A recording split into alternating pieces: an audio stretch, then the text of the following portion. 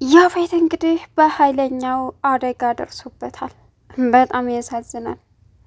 እናም እንደዛ ሆኖ እየተጎተተ እቤት ድረስ ሄደ እና ኤፍራታ ደግሞ ስልክ እየደወለች ነበረ። ከኋላዋ ውድቅ ሲል ደነግጣ ዘወር ስትል ያፌት ነው። ያፌት ያፌት ምን ሆንክ ብላ ቀርባ ስታናግረው ምንም አልሆንኩም ተረጋጊ አላት። ይህን ነገር ደግሞ ማንም እንዳውቅ አልፈልግም አለ ያፌት። ከዛም በጣም እኮ ደም እየፈሰሰ ነው፣ እባክህን ሐኪም ቤት እንሂድ አለችው። በፍጹም እልቅ ስላይ ቤት ፋሻ አለ እሱን አምጪና አሸጊልኝ አላት። ከዛም ኤፍራታ ስለደነገጠች ግን የሺ እያለች ሰራተኛዋን ተጣራች። ሰራተኛ ወፍ የለም። ናታን እንግዲህ በዛው በተመሳሳይ ወቅት እቤት አልገባም ነበር።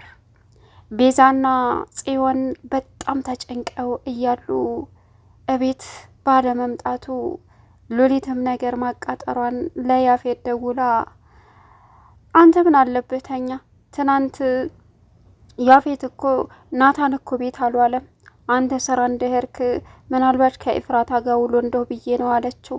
አሁን ናታን እንደሆነ እርግጠኛ ሆነ ያፌት። ሲቀጥል እንግዲህ ከባዱና ትልቁ ችግር ምግብ ሰርታ ለሉሊት ደግሞ የተመረዘ ምግብ ሰጠቻት። ሉሊት ድብን ብላ እዛው እንደ ጉር በልታ በልታ በስተ መጨረሻ ምግቡም እንግዲህ ስራውን ሰርቶ እጣውላ ስር ድፍት አድርጓታል። ሌላ ችግር፣ ሌላ ጣጣ። ሰላም ውድና የተከበራችሁ የቻናሌ ቤተሰቦች እንዴት ናችሁ? ልይ ሰላማችሁ ይብዛልኝ። ለዚህ ቻናል አዲስ የሆናችሁ ሰብስክራይብ እያደረጋችሁ ቪዲዮውን እስከ መጨረሻው ተከታተሉ። ዛሬ እንግዲህ በጣም በሚያሳዝን ሁኔታ ሉሊትም ያፌትን ተከትለዋለች ማለት ነው። ያፌት እንግዲህ በቀላሉ የሚረታና የሚሸነፍ ሰው አይደለም። እናም እንደምንም ብሎ ተጎትቶ እቤት ደረሰ። ኤፍራታ ከጽዮን ጋር ደውላ ያለውን ነገር ለማረጋገጥ ነበረ። በሰዓቱ የምትደውልለት አካል ስልክ አላነሳም እና ስልኩን እጆሮዋ ላይ ይዛ እንዳለ ያፌት መቶ እኋላ ወደቀ። ደንግጣ እሷም ያፌት ያፌት እያለች ወደ እሱ ተንበረከከች። ስታየው ደም ይፈሰዋል። ምን ሆነህ ነው? ምን ተፈጥሮ ነው? እዋክህን ስትልም የሽ ብላ ሰራተኛዋን መጣራት ጀመረች። ሰራተኛዋም መልስ አልሰጠቻትም። ተረጋጊ፣ ደህና ነኝ፣ እልቅስ እላይ ውጭና ፋሻና እንትን አምጥተሽ አልኮል አሽጊልኝ አላት። ደም እኮ እየፈሰሰ ነው፣ ሐኪም ቤት መሄድ አለብን አለችው። በፍጹም አላደርገውም፣ እልቁንስ ስለዚህ ነገር ማንም እንዳውቅ አልፈልግም፣ እንዳታሳውቂ፣ በተልካሻ ነገር በዚህ ጭረት እኔ ነኝ ሐኪም ቤት የሚሄደው አላት። ኤፍራታ ፋሻውንና አልኮልን ልታመጣ ወደ ላይ እንደሄደች ያፌት አሁንም ከወደቀበት ተነስቶ እንደምንም ተጎትቶ ሶፋው ላይ ተቀመጠ። ኤፍራታ መታ አሸገችለት። እሷ ግን በጣም እየፈራች ነበረ። አንጪ ብሎ እሱ ራሱ አሸገው ቆስሉን። በጣም ያሳዝናል። ናታን ቤት ባለመግባቱ እንግዲህ ጽዮንና ቤዛ በጣም እየተጨነቁ ሲጨንቃቸው ሶፋው ላይ እንቅልፍ ርር አድርጓቸው፣ ናታን ደግሞ ከውጭ ምግብ ይዞላቸው መጣ። ስልክ ሲደውልለትም አያነሳም። ስልኩ ጭራሽ አይሰራም ነበረ። ከዛም ይህን የተመለከተችው ሉሊት ነገሯን ማጠንጠን ጀመረች። እናም ናታን ሲመጣ እዛ ሳሎን ድብን ብለው ተኝተዋል፣ ሁለቱም ተዛዝለው። ከዛ ቤስ ቤስ እያለ ሄዶ ቀሰቀሳቸው። ተነሱ። አንተ ምን ሆነ ነው? በፈጣሪ የት ሄደህ ነው? ለምንድን ነው ስልክ የማታነሳው? ስልክ የማይሰራው አሉት።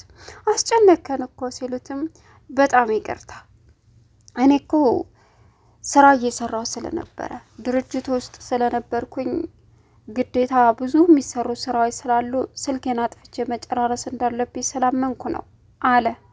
ከዛ ሉሊትም እኮ ስትጨነቅ ነበር። አሁን ደከመኝ ብላ ተኛች እንጂ አለችው። አሀ እኮ ሉሊት ለኔ መጨነቅ ጀመረች አለ። ጽዮን ፊቷ ቅጭም አለና ርዕሱን አስቀየረች። እዩልሽ ምግብ ይዤላችሁ መጥቻለሁ ብሎ አለ። ከዛ ያንዳንድ ውሃ የሚልና የቀጠነ ምግብ ከምንበላ ከምግብ ቤት ገዝተን ብንበላ ይሻላል ብዬ እኮ ነው አለ። ምን እንደዛ ሁኜ እንባ በንባ ሁኜ ሰርቼ ነው ውሃ የሚል የቀጠነ ምግብ የምትለኝ ወንድሜ ብላ ተበሳጨችና አኩርፋ፣ እንደውም አንተ ያመጣኸውን አልበላም ሰርቼ እበላለሁ ብላ እየሮጠ ልትወጣ ስትል እቅፍ አደረጋት። የኔ ቆንጅዬ እህት፣ ትንሽዬዋ እህቴ ልዕልቴ፣ አንቺ የነካሹ በሙሉ በጣም ነው የሚጣፍጠው ብሎ አባበላት። ቤዛ አሁን የሆነ ነገር ብቸኝነት ተሰማት። ነቄናት ነቃ አለችና በቃ ርቦኛል እንብላ ብላ ምግቡን አቀረቡ። ከዚያም ቤዛን አስወጣቻት ከሄደችበት ሀሳብ።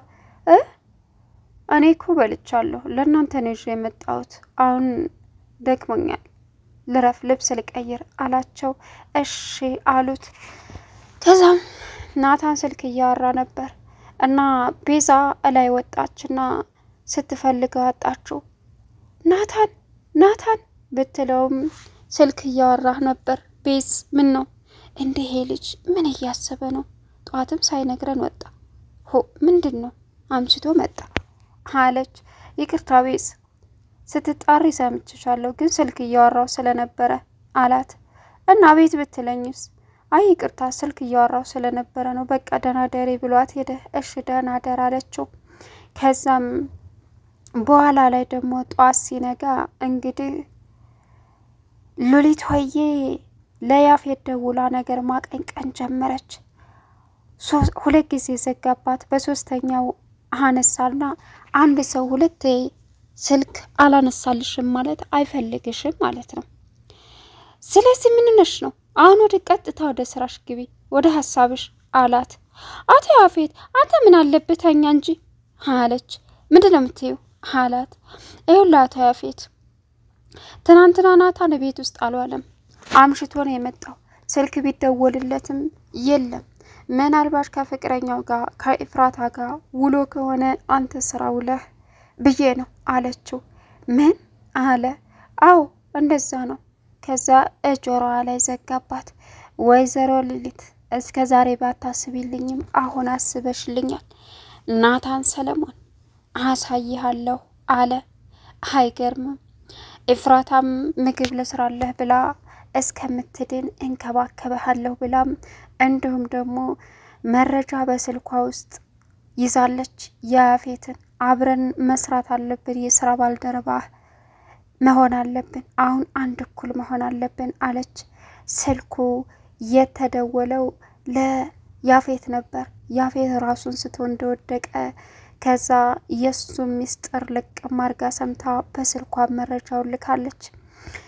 እናም አቶ መሸሻ ስልክ መረጃ ልከውልሃል፣ እንዲሁም ደግሞ አሁን ወደፊት ስለምትይዟት ሴትም ነግረውሃል አለችው። ምን? አንቺ ማንስ ስልክ የምታነሸው አላት። እንዴ የ80 ባለቤቴ ጋር ነው እያወራሁ ያለው። ተማን ጋር ነው እያወራሽ መሰለሽ? እኔ እኮ ያፌት ነኝ አላት። የ80 ባሌ ጋር አንድ ሚስቴህ ባሌ እስከሆንክ ድረስ ግዴታ ያንተን ነገር እኔ ማወቅ አለብኝ፣ የምሰራውን ስራ አብሬ ተቀላቅሌ መስራት አለብኝ አለችው። አረ እባክሽ ማን የልቤ የሰጠሽ በዚህ በደቂቃ አላት። ምንም የልቤ ነገር የለም፣ ስለዚህ መስራት አለብን። አንተ ማለት እኮ ሰው እየገደልክ ምንም መስሎ የማይታይ ሰው ነህ አለችው። በጣም ተናደደ፣ ጮኸባት። ከዛም አሁን እንታያለን አለች። ፍራታም በሚገርም ነገር መረጃን ይዛለች። አሁን ጥፊ ከዚህ አላት። እንደዛ እያላት እያለ ምግብ ይዛ መታ አበላችሁ። ግን ያክስቱ ልጅ መጣ አቤል። እናም ሰላም ወንድሜ ምን ነው አለ።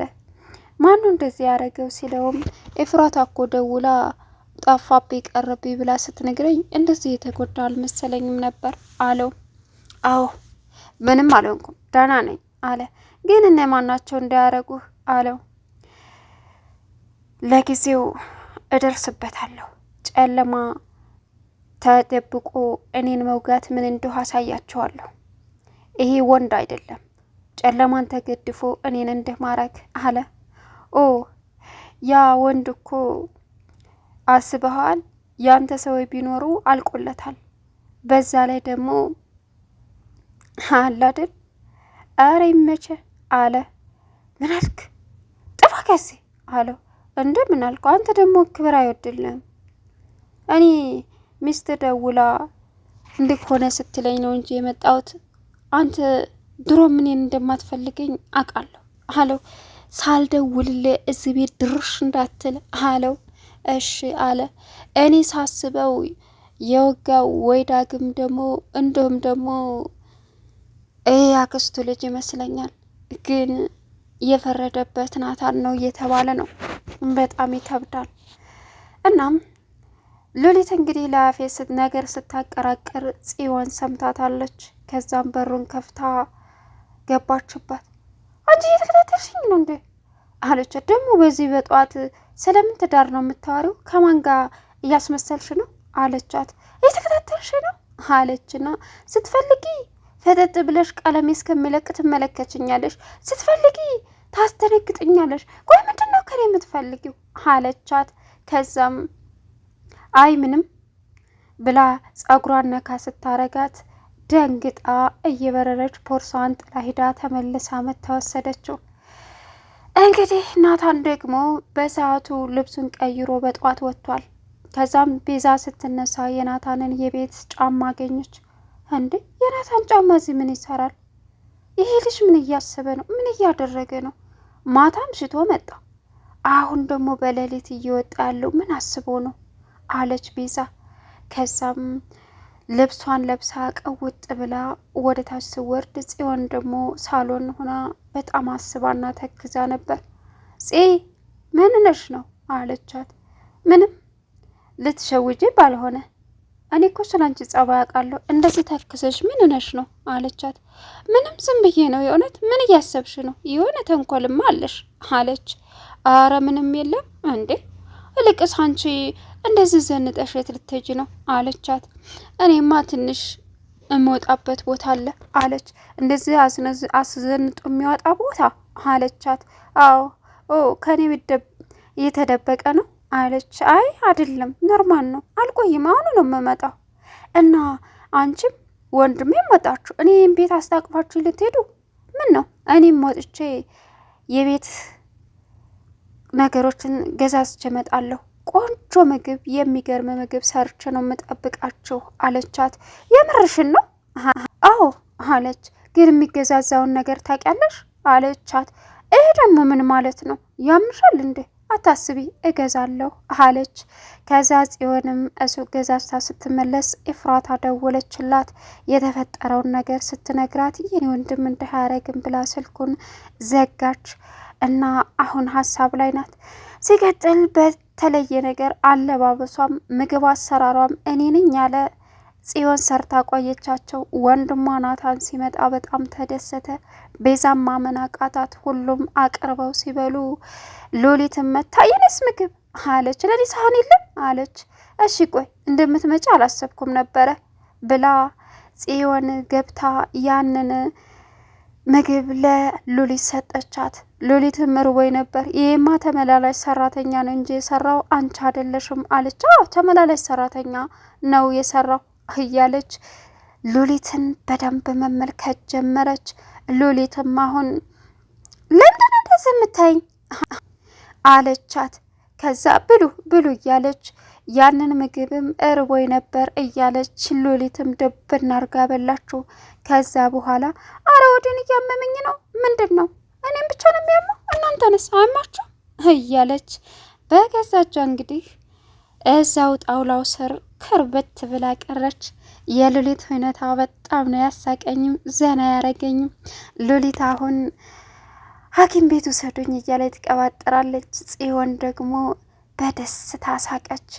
እናም ሉሊትን ለማንሳት ቤዛና ናታን መሯሯጥ ጀመሩ።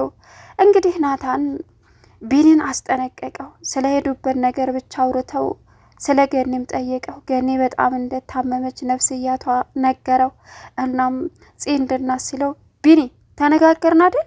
እኔ በጽዮን አልደራደርም። በዚች ምድር ላይ የተሰጠች ስጦታ እሷ ናት። ተው ብዬሃለሁ አለው። ቢኒም መሻለ። ቻናሉን ሳብስክራይብ እያረጋችሁ